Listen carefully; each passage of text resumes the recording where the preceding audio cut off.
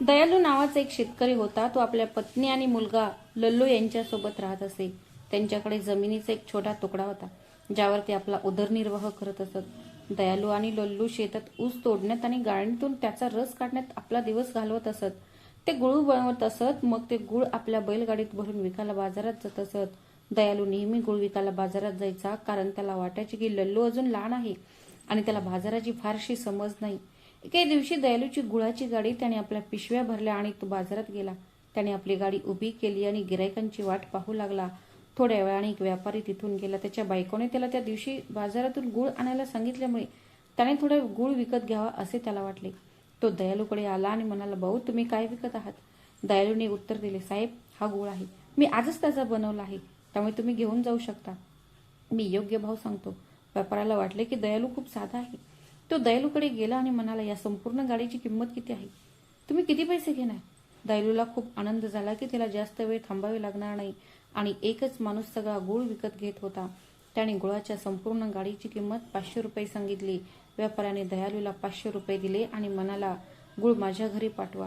दयालूने व्यापाऱ्याला आपल्या गाडीत बसवले आणि त्याच्या घराकडे गाडी चालवली. जेव्हा ते व्यापाऱ्याच्या घरी पोहोचले तेव्हा दयालू म्हणाला, साहेब, कृपया गाडी लवकर रिकामी करा, मलाही घरी जायचं आहे. हे ऐकून व्यापारी म्हणाला, मित्र, अख्ख्या गाडीचे 500 रुपये दिले. दयालू म्हणाला, शेठजी, तुम्ही याची थट्टा का करत आहात? मी फक्त गुळाची किंमत 500 रुपये आहे एवढंच सांगितलं होतं. शेठजी म्हणाले, मी तुला विचारलं की अख्ख्या गाडीची किंमत काय आहे?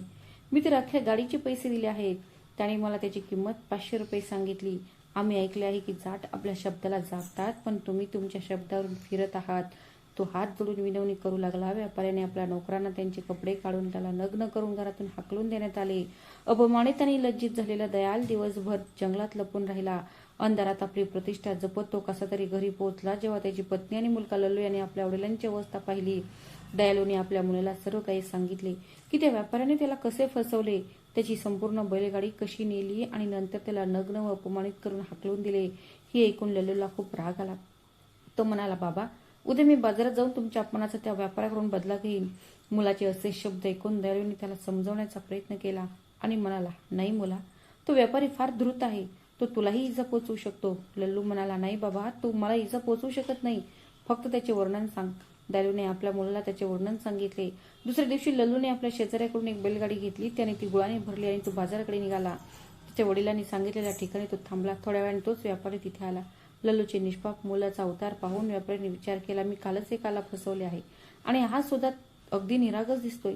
आज सुद्धा त्याची गाडी का फसवू नये असा विचार करून व्यापारी लल्लूकडे गेला आणि त्याने विचारले, भाऊ, तुमच्या गाडीत काय आहे? लल्लूने उत्तर दिले, सेठ, त्यात गुळ आहे. असा गुळ जो तुम्ही यापूर्वी कधीही चाकला नसेल. व्यापाऱ्याने विचारले, तर सांगा, या संपूर्ण गाडीचे किती पैसे घेणार? व्यापाऱ्याचे बोलणे ऐकून लल्लू म्हणाला, साहेब, या संपूर्ण गाडीचे फक्त मुठभर रुपये द्या. सेठने विचार केला, हे तर अगदी कालच्यासारखंच आहे. त्याच्यापेक्षाही जास्त मूर्ख दिसतो. एका मुठीत किती रुपये मावतील? मी त्याला घरी घेऊन जाईल, त्याच्या मुठीत 10 रुपयांच्या 10 नोटा ठेवीन आणि अशा प्रकारे फक्त 100 रुपयांमध्ये संपूर्ण गाडी माझी होईल. विचार करून व्यापारी म्हणाला, ठीक आहे दादा, हा सौदा मला मान्य आहे, पण मी घरी गेल्यावर तुम्हाला पैसे देईन. तुम्हाला गाडी माझ्या घरी पोचवावी लागेल. लल्लू सहमत झाला. घरी पोचल्यावर सेठने गाडी पार्क केली आणि आपली मूठ 10 रुपयांच्या नोटांनी भरून लालूच्या दिशेने पुढे करत म्हणाला, तुम्ही त्या किमतीत अख्ख्या गाडीचेच पैसे घेतले होते, बरोबर? तर हे मुठभर पैसे घ्या आणि गाडी इथे लावून जा. लल्लू म्हणाला, शेठजी, ते काहीच नाही. ती किंमत गाडीतल्या गुळाची होती. तुम्ही मला अख्खी गाडी लावायला कशी लावू शकता? माझी गाडी रिकामी आहे. काम करून घे, आधी तुझा गुळ काढून घे. व्यापारी म्हणाला, काय जाट आहेस तू, शब्द फिरवतोस? ही मुठभर पैसे घे आणि इथून चालता हो, नाहीतर मी तुझे कपडे काढून तुला हाकलून देईल. लल्लू म्हणाला, ठीक आहे व्यापाऱ्या, जर तसे असेल तर मला मुठभर पैसे आणून दे. सेठने जशी मूठ पुढे केली तसाच लल्लूने सेठचे मनगट पकडले, खिशातून चाकू काढला आणि म्हणाला, ठीक आहे सेठ, मी माझी गाडी तुझ्याकडे ठेवतो आणि त्या बदल्यात तुझी मूठ घेतो. हे ऐकून सेठला रडू कोसळले. तो म्हणाला, हा कसला उद्धटपणा आहे, माझा हात सोडा. जाट म्हणाला, नाही शेठजी, तुम्ही माझी संपूर्ण गाडी एका मुठीत धरली आहे, त्यामुळे तुम्हाला माझी हात धरावाच लागेल. असे म्हणत जाट त्याचा हात चावू लागला. सेठ संतापले. त्यांनी हात चावला. तो गयावया करू लागला, मला माफ कर, तुला जे हवं आहे ते घे, पण मला सोडून दे. यावर तो जाट म्हणाला, शेठजी, मी असा जाणार नाही.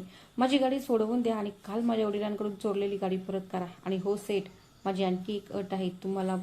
मला तुमच्या घरी दरमहा 2000 रुपये पगाराची नोकरी द्यावी लागेल.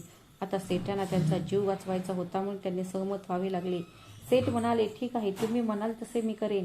जाटाने व्यापाऱ्याचा हात सोडला आणि म्हणाला, जर तू तुझ्या शब्दावरून फिरलास किंवा मला कामावरून काढण्याचा प्रयत्न केलास किंवा मला पैसे देण्याचा नकार दिलास तर मी तुझे नाक आणि कान कापून टाकीन. हे तुला मान्य आहे की नाही? व्यापाऱ्याने होकार दिला. त्याने त्याच्या वडिलांची गाडी रिकामी करून परतही केली. त्याने वडिलांच्या गुळासाठी त्याला 2,000 रुपये दिले आणि घरी नोकरी देण्याचे वचन दिले. त्याने त्याला दुसऱ्या दिवशी कामावर यायला सांगितले. त्याने 2 बैलगाड्या नेल्या. लल्लू आपल्या घराच्या दिशेने निघाला. जेव्हा त्याच्या वडिलांनी आपल्या मुलाला 2 बैलगाड्या घेऊन दुरून येताना पाहिले तेव्हा त्यांना खूप आनंद झाला आणि ते त्याला मिठी मारायला धावले. लल्लूने आपल्या वडिलांना सर्व काही सांगितले आणि त्यांना यायला सांगितले. त्यांनी नोकरीबद्दलही सांगितले. वडिलांनी मुलाला समजावले, बाळा, तो व्यापारी तुझ्यावर सूड उगवण्याची योजना आखत आहे. तो तुला इजा पोचवू शकतो. सावध राहा. लल्लू म्हणाला, बाबा, तो जर शेर असेल तर मी 1.25 शेर आहे. माझी काळजी करू नका. दुसऱ्या दिवशी सकाळी लल्लू कामासाठी व्यापाऱ्याच्या घरी आला. लल्लूला पाहून व्यापाऱ्याने विचार केला, मी याला इतका त्रास देईन की तो पळून जाईल. त्यांनी लल्लूला सांगितले, शेतात जा, 2 शेत नांगर आणि संध्याकाळी माझ्यासाठी लाकडं आण. लल्लू उठून शेताकडे गेला. लल्लू दिवसभर एका झाडाखाली राहिला. संध्याकाळ झाली. त्याने नांगराचे 3-4 तुकडे केले. त्याचे स्वरपण बनवले. त्याची खाटोडी बांधली, ती डोक्यावर घेतली आणि घराकडे निघाला. तो घरी आला. त्याने लाकडाचे ओझे फेकून दिले आणि जेवायला बसला. व्यापारी आपल्या नोकराला म्हणाला, याला मुठभर भात आणि 1 चमचाभर डाळ दे. माझ्याकडे खायला एवढंच आहे. तुला राहायचं असेल तर राहा, नाहीतर निघून जा. लल्लूने काही विरोध केला नाही. मुठभर त्याने भात खाल्ला आणि उठून निघून गेला. रात्री भुकेमुळे पोटात होणाऱ्या तडफडण्यामुळे त्याला झोप लागली नाही. लल्लू थोडा वेळ तिथेच पडून राहिला. थोड्या वेळाने जेव्हा त्याला आणखी थांबता आली नाही तेव्हा तो उठला आणि गोठ्याकडे चालू लागला. तो गोठ्यात गेला आणि त्याने पाहिले की एक लहान वासरू दोरीने बांधलेले आहे. त्याने ती दोरी सोडवली. वासरू सुटल्याबरोबर ते आपल्या गायीखाली गेले आणि दूध पिऊ लागले. वासराला दूध पिताना पाहून गायीलाही दूध येऊ लागले. तिच्या सडातून दूध वाहू लागले. लल्लूने वासराला बांधले. गायीचे सर्व दूध प्यायला आणि आनंदाने झोपी गेला. सकाळी व्यापाऱ्याने एक बादली घेतली आणि गायीचे दूध काढू लागला. तेव्हा त्याला आढळले की सडात दूधच नव्हते. त्याच वेळी गाय ओरडू लागली. काय चालले आहे त्याला समजत नव्हते. हे लल्लूचे रोजचेच झाले होते. केवळ मूठभर भात मिळणाऱ्या आणि दिवसभर उपाशी राहणाऱ्या लल्लूला पाहून तो व्यापारी आश्चर्यचकित झाला. तो प्रचंड मेहनत करतो तरीही तो सशक्त आणि निरोगी आहे. त्याच्यातच अशक्तपणाचे कोणतेही लक्षण दिसत नाही. त्याला हे माहीतच नव्हते की तुमच्या गायीचे सर्व दूध त्यानेच प्यायले होते. एके दिवशी व्यापाऱ्याची पत्नी माहेर गेली आणि महिनाभर परत आली नाही. आपल्या पत्नीशिवाय श्रीमंत माणूस अस्वस्थ होता. तो लल्लूला सोबत घेऊन आपल्या पत्नीला तिच्या सासरच्या घरातून परत आणायला निघाला. आता त्या श्रीमंत माणसाने एक घोडा भाड्याने घेतला. तो स्वतः त्यावर स्वार झाला आणि लल्लूला चालायला सांगितले. त्याने विचार केला, माझी सुटका करण्यासाठी त्याने एक भन्नाट योजना आखली आहे. काय विचार करतोय की मी वाटेवरच मरेन आणि हा गृहस्थ घोड्यावर बसून त्याच्या सासरच्या घरी जाईल. बनिया, जर मी तुला तुझ्या 6व्या दिवसाच्या दुधाची आठवण करून दिली नाही तर माझं नाव लल्लू नाही. काही अंतर चालल्यानंतर व्यापाऱ्याला थकवा जाणू लागला. तो एका झाडाखाली थांबला आणि लल्लूला घोड्याची काळजी घ्यायला सांगितली. थोड्याच वेळात व्यापाऱ्यांचा एक तांडा त्या वाटेवरून गेला. जाताना लल्लूने घोड्याच्या शेपटीचा एक छोटा तुकडा कापला. तो स्वतःजवळ ठेवला आणि तो घोडा व्यापाऱ्यांना विकला. त्याने ती शेपटी एका उंदराच्या बिळावर ठेवली आणि खाली बसला. थोड्या वेळाने जेव्हा व्यापारी जागा झाला तेव्हा त्याला दिसले की लल्लू घोड्याची शेपटी धरून तिथे बसला होता. त्याने लल्लूला विचारले, लल्लू, माझा घोडा कुठे आहे? लल्लू म्हणाला, साहेब, उंदराने घोड्याला एक बळी बिळात नेले आहे. मी धावत जाऊन त्याची शेपटी पकडली. आता मी एकट्याच घोड्याला ओढत नाहीये. येऊन थोडं जोर लावा.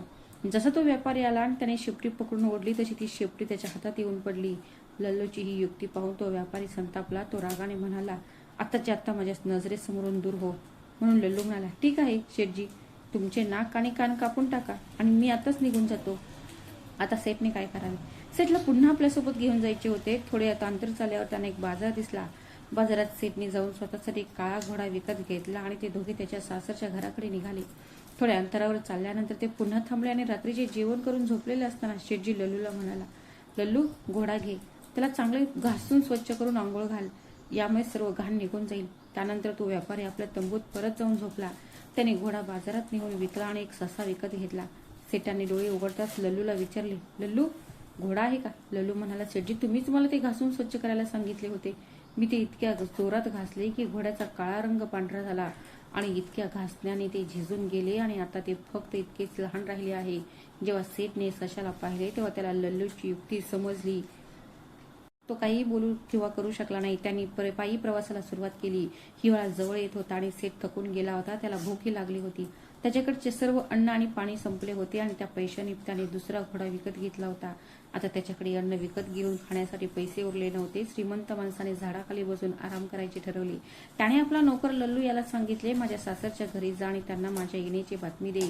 ते आपल्या जावयासाठी स्वादिष्ट पदार्थ बनवतील असे म्हणून सेठ आराम करू लागला आणि लल्लू सेठच्या सासरच्या घरी जाऊन त्यांना सेठच्या सासूने विचारले, आपला जावाई ठीक आहे ना? लल्लू म्हणाला, नाही आई, त्याची तब्येत बरी नाही, त्याचं पोट बिघडलं आहे, म्हणून कृपया त्याच्यासाठी खिचडी बनवा आणि माझ्यासाठी तुम्हाला हवा तो पदार्थ बनवा. मग सासूबाईंनी त्याच्या फार्मासिस्ट जावयासाठी खिचडी आणि लल्लूसाठी खीरपुरी, हलवा आणि रायता असे अनेक पदार्थ बनवले. सेठला वाटलं होतं की लल्लूने त्याला कळवलं असेल, म्हणजे सासू सासरे मला गाडीने घ्यायला येतील. पण खूप उशीर झाला होता आणि कोणीच आलं नाही. कोणी कसं येऊ शकलं असतं? शेठजी पायी येणार आहेत हे लल्लूने त्यांना सांगितलंच नव्हतं. सगळ्यांनी असाच अंदाज लावला होता. त्यांना वाटत होते की आपला जावई गाडीने येणार आहे. थोड्या वेळाने जेव्हा सेठच्या लक्षात आले की त्याला घ्यायला सासरहून कोणीतरी येत आहे, तेव्हा सेठ स्वतःच उठून चालू लागला. जेव्हा सेठ शेजारी त्याच्या सासरच्या घरी पोहोचतो तेव्हा त्याला काय दिसतं? लल्लू खीरपुरीची मेजवानी करत असतो. थोड्या वेळाने सेठला जेवण वाढण्यात आले. त्याच्यासाठी ताटात खिचडी वाढण्यात आली. सेठ काहीतरी बोलणार इतक्यात, सेठ तुझं पोट बिघडलं आहे बरोबर, खिचडी खा, तुला थोडा आराम मिळेल. त्याला बोलायचे असूनही काही बोलता आले नाही. थोडी खिचडी खाऊन त्याने ताट बाजूला सारले, कारण सेठला ती अजिबात आवडली नव्हती. त्या रात्री त्यांची बिछाने छतावर तयार केली होती. लल्लू आणि सेठ छतावर झोपायला गेले. आता लल्लू घोरत होता. त्याने झोपण्याचा प्रयत्न केला, पण भुकेमुळे सेठला झोप लागत नव्हती. सेठने लल्लूला उठवले आणि म्हणाला, तू इथे घोरत आहेस, मी उपाशी झोपला आहे आणि तेही खीर आणि पुरी खाऊन. चल उठ आणि माझ्या जेवणाची व्यवस्था कर. लल्लू उठला. तरी आजूबाजूला पाहिले, त्याला छताला एक चित्र दिसले. प्राचीन काळी प्रत्येक जण आपल्या घराच्या छताला एक चित्र पाडत असे, ज्याला धमाला म्हटले जायचे. पावसाळ्यात जेव्हा छतावर धान्य वाळवले जायचे आणि पाऊस पडायचा, सर्व धान्य त्या भांड्यातून खाली नेत असे. मग लल्लूने एक युक्ती शोधून काढली. त्याने एक दोरी शोधून ती शेटजींच्या कमरेला बांधली आणि त्यांना भांड्यातून खाली उतरवले. ते भांडे स्वयंपाकघरात उघडले. लल्लू शेटजींना म्हणाला, शेटजी, पोटभर जेवा आणि जेव्हा तुमचं पोट भरेल तेव्हा ही दोरी हलवा आणि मला उठवण्यासाठी हळूच हाक मार, मी तुला वर खेचून घेईन. सेठला खूप आनंद झाला. तो स्वयंपाकघरात गेला आणि त्याला हलवा आणि पुऱ्याच दिसल्या. सेठने जेवणावर झडप घातली आणि पोटभर खाल्ले. त्याने जेवण केले. जेवण झाल्यावर ती दोरी हलवू लागला आणि लल्लूला हळूच हाक मारू लागला. पण लल्लू झोपी गेला होता आणि त्याला आवाज ऐकू आला नाही. सेठ कुजबजत राहिला, ओढ ओढ वर ओढ, पण लल्लू झोपलेला होता. तो तिथे पडून होता. थोड्या वेळाने सेठची सासू पाणी प्यायला स्वयंपाकघरात आली आणि स्वयंपाकघराचा बंद दरवाजा पाहून ओढ लवकर ओढ हे शब्द ऐकून ती घाबरली. तिने नवऱ्याला उठवले आणि म्हणाली, ओढ नावाचे भूत आपल्या स्वयंपाकघरात शिरले आहे. त्याचे सासरे उठले. त्यांनी आपल्या मुलांना आणि शेजाऱ्यांना बोलवून एकत्र जमवले आणि सगळे स्वयंपाकघराच्या दारात उभे राहून लक्षपूर्वक ऐकत होते. आतून आवाज येत होते, ओढा लवकर ओढा. त्याच क्षणी तो आवाज ऐकून लल्लूचे डोळे विस्फारले. दार उघडून स्वयंपाकघरात येईपर्यंत सेठ छतावर पोहोचला होता, पण तो आधीच आला होता. सेठ लल्लूला म्हणाला, आज तुझ्यामुळे माझा जीव जाता जाता वाचला. जेव्हा सासरच्या मंडळीने ते स्वयंपाकघरात पाहिले, आजूबाजूला कोणी नसल्यामुळे ते शांतपणे झोपी गेले. थोड्या वेळाने सेठच्या पोटात दुखू लागले. त्यांनी लल्लूला उठवले आणि म्हणाला, लल्लू, माझ्यासोबत शेतात चल, मला खूप भीती वाटत आहे आणि मी एका जागी उभा राहू शकत नाही. लल्लूला झोप येत असल्यामुळे तो जवळच बसला. एका भांड्याकडे बोट दाखवत तो म्हणाला, शेठजी, उशीर होत आहे, तुम्ही माझ्या झोपेत व्यत्यय का आणत आहात? या भांड्यात काम पूर्ण करा. सगळे उठायच्या आधी ते मी फेकून देईन. आता मदतीसाठी हताश झालेला सेठ स्वतःला थांबवू शकला नाही. आता जीव वाचवण्यासाठी धडपडत असताना त्याने भांड्यातच शौच केले. सकाळ होताच त्याने लल्लूला उठवले आणि म्हणाला, लल्लू, हे भांडे जंगलात फेकून दे आणि परत ये. जवळजवळ पाड झाली आहे. थोड्याच वेळात माणसे जागी होतील. त्याआधी तुम्ही हे भांडे फेकून द्यायला पाहिजे. लल्लू जगाचा हल्ला नाही. सेठने त्याला जोरात हलवले. आता सेठला आपल्या प्रतिष्ठेची भीती वाटू लागली. तो विचार करू लागला, लल्लूला झोप आली आहे, तो उठणार नाही आणि आता जवळजवळ सकाळ झाली आहे. जेव्हा सगळे पाहतील, माझी प्रतिष्ठा तरी काय उरेल? मला ती स्वतःच फेकून द्यावी लागेल. हा विचार मनात ठेवून सेठने स्वतःला एका चादरीत गुंडाळले, भांडे डोक्यावर ठेवले आणि आपली घाण टाकण्यासाठी निघाला. जसा सेठ छतावरून खाली उतरून अंगणाच्या पायऱ्या चढू लागला, तेव्हा त्याने पाहिले की त्याचे सासरे म्हशींना चारा घालत होते. नजर चुकवत सेठ घरातून बाहेर पडला. लल्लू संधीच्या शोधात होता आणि आज त्याला ती मिळाली. त्याने आजूबाजूला पाहिले तर त्याला तिथे एक काठी पडलेली दिसली. त्याने पटकन ती काठी उचलली आणि ठोकायला सुरुवात केली. त्याचे पाय त्या सेठच्या मागे जाऊ लागले. गाव सोडल्यानंतर तो सेठ चोर पावलाने जंगलाच्या दिशेने चालत होता. तेव्हा लल्लू ओरडला, चोर चोर बघा. त्याने डोक्यावर एक भांडे घेतले आहे. काही गावकरी जागे होते आणि म्हशींना चारा देण्यासाठी सकाळी लवकर उठले होते. त्यांना चोर चोर असा आरडाओरडा ऐकू आला आणि ते काट्या घेऊन आवाजाच्या दिशेने धावले. त्यांनी एका माणसाला चादरीत गुंडाळले आणि एक भांडे घेऊन जाताना पाहिले. त्यांनी आपल्या काट्या आपटायला सुरुवात केली. हा सगळा गोंधळ ऐकून शेठचे सासरचे लोक तिथे धावत आले. ते माणसे आली. प्रत्येकाच्या हातात काट्या होत्या. त्यांनी त्या व्यापाऱ्याला बेदम मारहाण केली. थोड्या वेळाने त्यांनी सर्वांना थांबवले आणि म्हणाला, आपले शेठजी कुठेच दिसत नाहीत. चोराविषयी ऐकून सर्वजण इथे जमले होते. काम तर झालं, मग आपले शेठजी कुठे आहेत? आता सासरच्या घरातले सगळेच विचार करू लागले. हो, खरंच सगळेच नाहीत, पण चोराची बातमी ऐकून आपला जावईच आला नाही. चादर उचलून जावयाला त्या अवस्थेत पाहताच सगळेजण खळखळून हसले. सेठला खूप लाज वाटली. हसत खेळत त्याच्या सासरच्या मंडळीने त्याला आत आणले आणि नवीन कपडे दिले. लाज वाटल्यामुळे सेठने आपल्या पत्नीचा निरोप घेतला आणि तो घराकडे निघाला. जेव्हा तो पोहोचला तेव्हा लल्लू हळू आवाजात म्हणाला, साहेब, तुमच्या भांड्यावर पहिली काठी मीच मारली होती आणि मागून चोर चोर असे मीच ओरडलो होतो. सेठने त्याला विचारले, तू असे का केलेस? हे करून तुला काय मिळाले? लल्लू म्हणाला, सेठजी, माझ्या वडिलांचे कपडे काढून तुम्हाला काय मिळाले? तू त्या म्हाताऱ्याला नग्न करून दिवसभर जंगलात राहायला भाग पाडलेस. मी त्या अपमानाचा बदला घेतला आहे. आता सेठला आपली चूक लक्षात आली होती. त्याने लल्लूची माफी मागितली आणि म्हणाला, लल्लू, कृपया मला माफ करा आणि मला एकटे सोडा. लल्लू म्हणाले, तुम्ही असे सुटणार नाही शेठजी. माझी तुमच्याशी एक वट होती की जेव्हा तुम्ही मला कामावरून काढाल तेव्हा मी तुमचे नाक आणि कान कापून माझ्या हातात ठेवाल. शेठजीने हात जोडून विनंती केली, लल्लू, माझे नाक सोडून तुला जी काही हवे असेल ते माग. लल्लू म्हणाला, ठीक आहे शेठजी, तुम्ही वचन द्या की आजपासून तुम्ही काही करणार नाही. मी गरिबांना किंवा इतर कोणालाही फसवणार नाही, तरच मी निघून जाईन. सेठने त्याला सर्व वचने दिली आणि त्याने लल्लूच्या हातात 500 रुपये ठेवले. पैसे घेऊन घरी जा. लल्लूने पैसे घेतले आणि तो घराकडे निघून गेला. त्या व्यापाऱ्याला चांगलाच धडा मिळाला.